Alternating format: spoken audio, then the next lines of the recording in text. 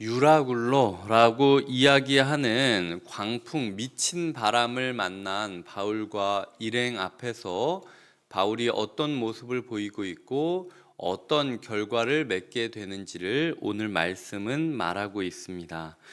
27장 21절부터 44절까지는 굉장히 많은 내용이 있기 때문에 자세하게 들어가기보다는 그냥 단편적으로 제가 말씀을 훑어보면서 느꼈던 몇 가지 생각들을 주제를 던져주면서 이야기를 드리려고 합니다. 들으시면서 오늘의 상황과 일치하는 이야기다라고 걸리는 게 있다면 마치 난판 배에서 널판지 하나를 붙잡고 목적지로 향하듯이 오늘 제가 묵상하고 나누는 것들 중에 일부를 붙잡고 하루를 살아가셨으면 좋겠다라는 마음으로 준비하게 되었습니다. 첫 번째로 보면 21절에 바울이 가운데 서서 말했다라고 이야기를 하고 있습니다. 그런데 20절에 보면 큰 풍랑이 그대로 있었다라고 이야기를 하고 있지 않습니까? 풍랑 중에 가운데 서서 말하는 사람이 필요하다라는 거죠. 우리의 인생 가운데 여전한 풍랑이 있을지 모릅니다. 그리고 27절에 보면 이리저리 쫓겨가다가 이 미친 바람, 어디서부터 인생길이 이렇게 꼬인 건지 모르겠는데 하여튼 예측할 수도 없는 미친 환경들과 상황들이 우리를 때리고 때리느라 이리저리 쫓겨가면서 난파한다라고 느껴지는 게 우리의 일상일 수 있습니다. 여러 해 동안 해도 보이지 않고 달도 보이지 않는 그런 상황이 우리 가운데 있을 수 있다라는 거죠. 그 와중에도 27절에 보면 열 나흘째 되는 밤이라고 이야기하지 않습니까? 7, 기본적으로 7이라는 숫자는 이스라엘 사람들에게 있어서 완성수를 뜻합니다. 이 정도 어려웠으면 되는 거 아닌가? 2배가 되는 밤이 있다라는 거예요. 그 어두운 해와 달이 보이지 않는 그 송에서도 이 날짜를 세는데도 불구하고 7일이 지나고 또 7일이 지나네 라고 느껴질 정도, 그렇게 이리저리 치이는 일상이 우리 가운데 있을 수 있다라는 겁니다. 그런데 하나님께서 원하시는 것은 누군가는 그 풍랑 속에서도 배 가운데 서서 외쳐야 하는 사람이 필요하다라고 이해하고 있는 것이죠. 바울이 그랬던 것은 1차적으로 저는 제가 이런 사람이 돼야 되지 않나라는 생각이 들었고, 2차적으로는 우리 모두 바울과 함께하는 동역자입니다. 우리 모두 풍랑 속에서 뭘 붙잡을까, 내가 어떻게 하면은 던져지지 않을까 걱정하기보다 풍랑 속에서 말씀을 전하기 위해 가운데 서서 외쳐야 되는 소명을 누군가는 해야 된다라는 것, 이 소명자로서 내가 살 수 있는가 돌아보는 것이 필요하다. 이것이 제가 묵상했던 첫 번째 묵상이고요. 두 번째로는 그렇다면 이 풍랑 중에 서서 휘청이는 모든 사람들을 향하여 말하는 바울의 메시지가 무엇인가? 첫 번째로는 쓴소리합니다. 여러분, 내 말 들었으면 좋았을 거 아닙니까? 라고, 지금 가뜩이나 다 힘들어 죽겠는데 속 터지게 그래 너 잘났다 라고 얘기 들을 정도로 너만 깨끗하냐, 너만 잘났냐 라고 들려질 정도의 불편한 이야기를 하게 된다라는 것입니다. 제가 교회 안에서 설교를 할 때 목사님은 교회 안에만 처박혀 있으니까 그런 얘기 할 수 있죠. 아주 잘났습니다. 이런 얘기 듣는 얘기 필요하다라는 거예요. 우리가 그 가족 가운데 이야기할 때, 야, 너는 좋겠다, 걱정도 안 하고 하나님이 있어서 이런 조롱 받을 정도로 속 터지는 얘기 시작해야 된다라는 겁니다. 거기서부터 사실 복음이 시작된다라는 거죠. 쓴소리 들어야 될 쓴소리를 하고 난 다음에 바울이 무엇이라고 하냐면 이제는 안심하라. 그리고 25절에 보면 여러분이여 안심하라. 이 그리스도인이라는 게 웃긴 게 모두가 괜찮다라고 이야기하는데도 안 괜찮을 수 있다. 여기가 하나님이 주신 미항이다. 아름다운 항구다. 작고 불편해도 여기 머물러야 된다 라고 이야기하는 게 그리스도인이기도 하고, 또 풍랑 중이라 다 죽겠다라고 이야기하는 그 순간에도 괜찮다. 이제는 안심해라. 여러분 안심하십시오. 소망을 줄 수 있는 메시지가 그리스도인들이 전하는 메시지라는 거죠. 그 소망의 메시지가 잘 될 겁니다. 이런 단편적인 위로입니까? 아니에요. 내가 만났다라는 거예요. 23절에 보면 내가 속한 바 곧 내가 섬기는 하나님의 사자가 어젯밤에 내 곁에 서서 말했다라는 이야기를 한다라는 거죠. 결국 우리가 전할 수 있는 메시지는요, 내 개인의 생각, 내 개인의 감정을 전해서 사람 안 바뀝니다. 하나님과 만나고 하나님과 나눈 이야기를 전해줘야만 영혼이 바뀌고 인생이 바뀔 수 있다라는 거예요. 목사가 성경 그냥 몇 줄 보고 그냥 내 생각에는 이렇다 그냥 지식 자랑만 하면 되겠습니까? 아무리 똑같아 보이는 얘기더라도요, 그 안에 그 말씀을 통해서 하나님을 만난 이야기가 담겨 있다면 그게 아무리 낯설고 아무리 험한 말이고 아무리 불편한 말이라 할지라도 그 안에 생명이 있기 때문에 열매가 있는 거고요. 아무리 유창하고 아무리 귀에 쏙쏙 들리고 아무리 뭔가 들었을 때 행복한 말씀이라 할지라도요, 말씀을 전하는 자의 삶이 그 말씀으로 인하여 부딪히고 변한 그 경험이 없다면 사실은 빛 좋은 개살고 그 알곡 없는 겨자의 그 결의에 불과하다라는 것이죠. 우리의 삶에 바울이 결국 언제까지 기다리고 있던 겁니까? 어젯밤에 내 곁에 서서 말하되, 하나님이 자기에게 이 상황에 대해서 말씀해 주시기까지는 바울이 함부로 얘기 안 했다라는 거예요. 그 풍랑 가운데 바울도 끝까지 하나님 뭐라도 말씀해 주셔야 제가 그 말씀 전할 수 있지 않겠습니까? 하나님이 말씀해 주실 때까지 제가 하나님의 타이밍이 아니라고 여기면서 기다리고 있겠습니다. 이게 바울의 마음이었어요. 그러니까 그 풍랑 속에서 바울이 얼마나 하고 싶은 말이 많았겠습니까? 솔직히 말해서 21절은요, 풍랑 시작했을 때부터 바울이 하고 싶었을 거예요. 이것 봐라, 이 얘기 풍랑 딱 오자마자 하고 싶지 않겠습니까? 하지만 하나님이 얘기해 주시기 전까지는 참고 있었다라는 거예요. 이게 그리스도인의 삶의 모습이라는 거죠. 우리의 삶이 하나님의 말씀, 하나님의 마음을 받기 전까지는 참고 있고, 하나님의 마음을 받은 순간부터는 지르는 겁니다. 달리는 겁니다. 외치는 겁니다.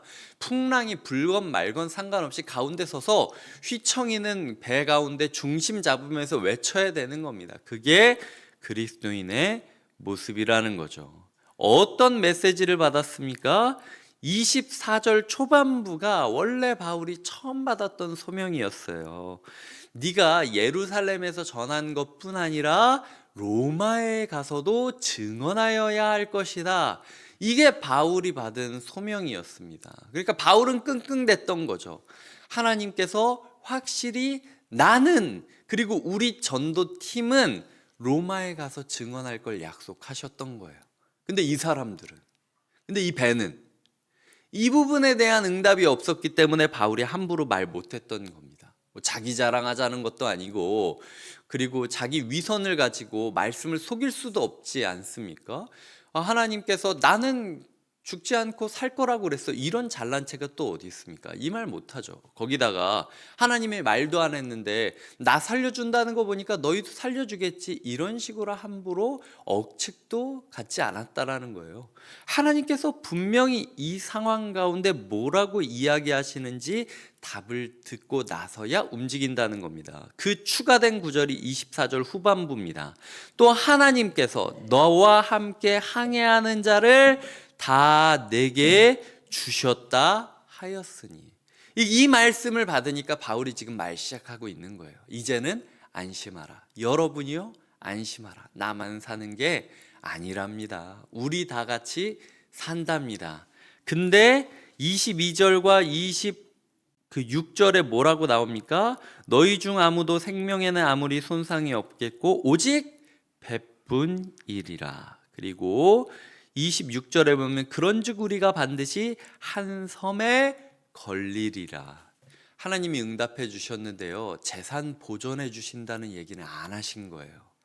그러니까 바울이 솔직하게 얘기한 거예요. 우리는 산다, 하나님이 얘기했으니까. 근데 배는 아닐 거다. 그 계시에 내가 받은 말씀에 충실하여 합리적으로 최대한 생각해 보니까, 내 멋대로 생각했던 게 아니라 계시를 받고 계시 중심적으로 충분히 합리적으로 생각해 보니까 결론이 뭐냐? 지금은 땅이 보이지 않지만 어떤 섬에 분명히 걸릴 것이다. 하지만 배는 완전히 작살이 나겠지.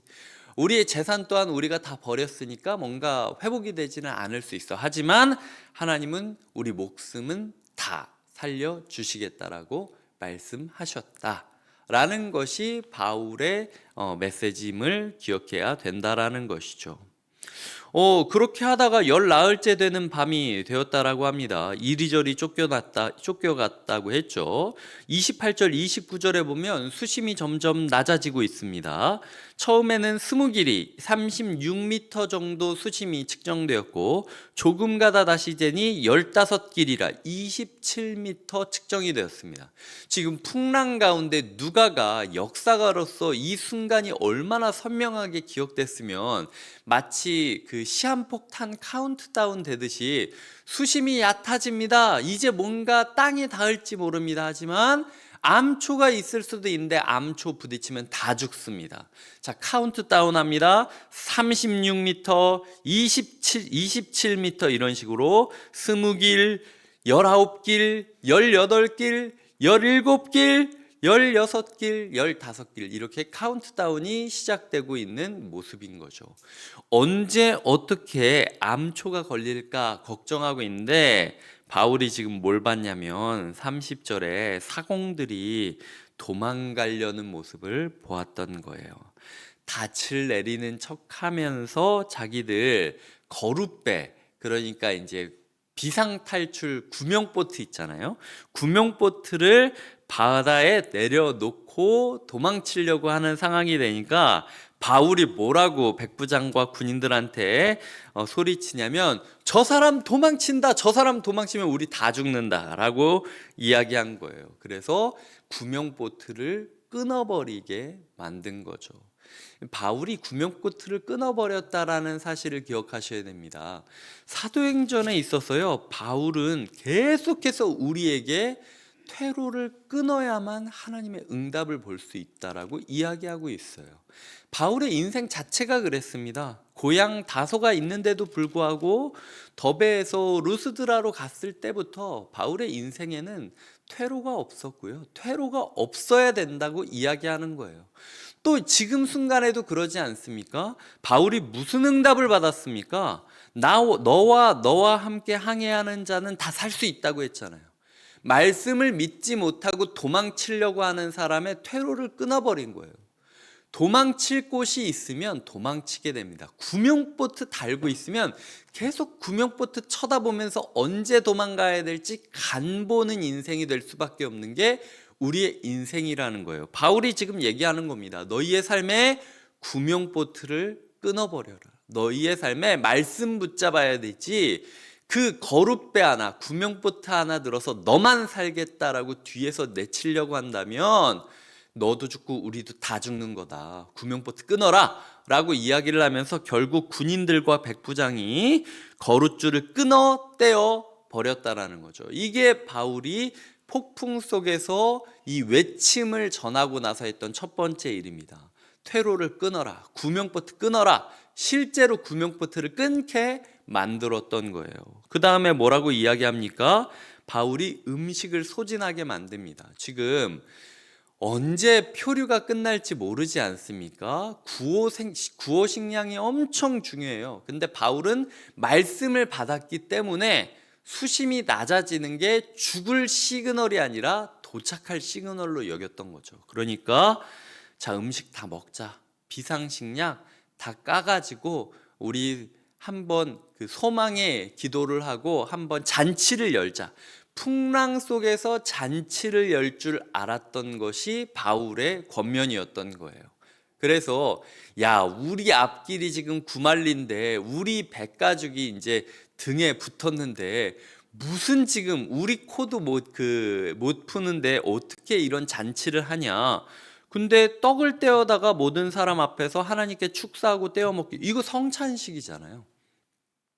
말씀 붙잡고 말씀으로 인하여 거룩한 잔치를 여는 것이 바울이 행했던 두 번째 모습이었다는 거죠. 첫 번째 바울이 행했던 것은 구명보트를 끊었던 것.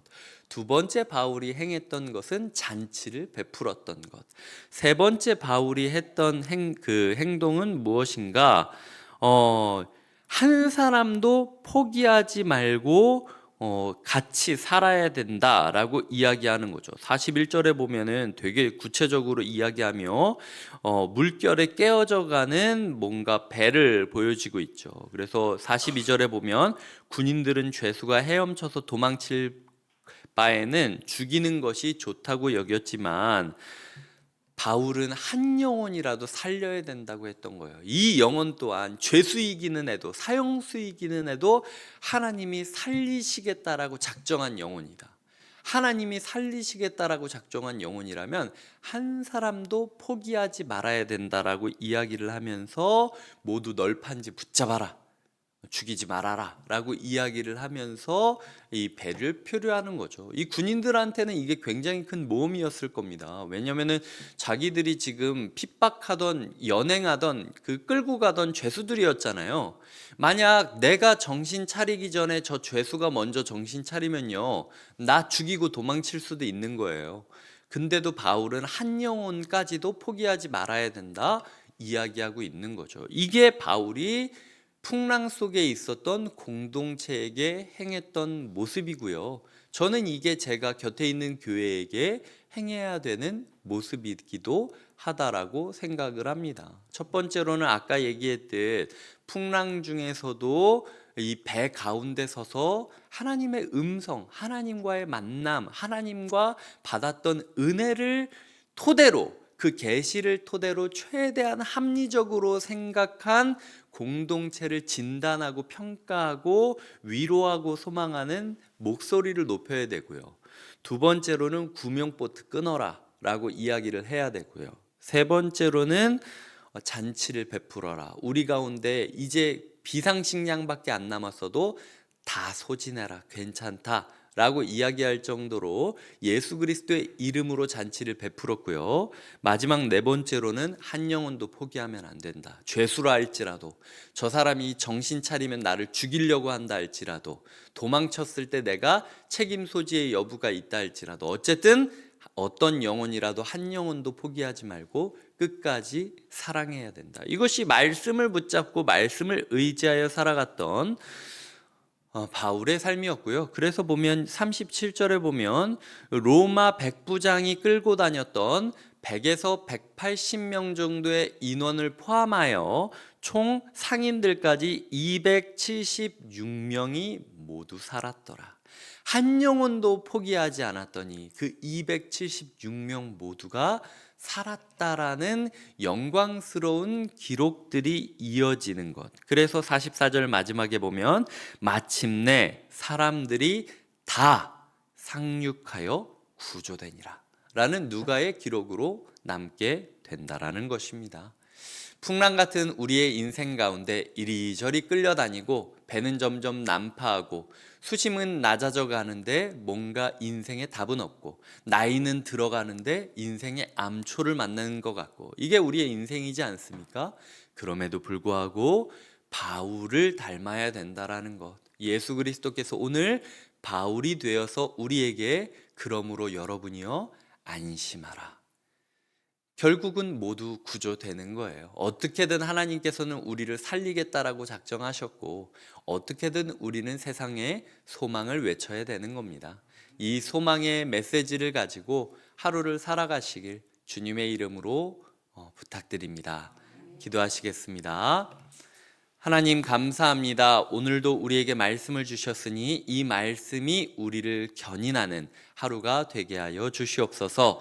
어떤 풍랑 가운데서라도 우리가 바울처럼 살기를 소망하고 결단하며 예수님의 이름으로 기도드립니다. 아멘.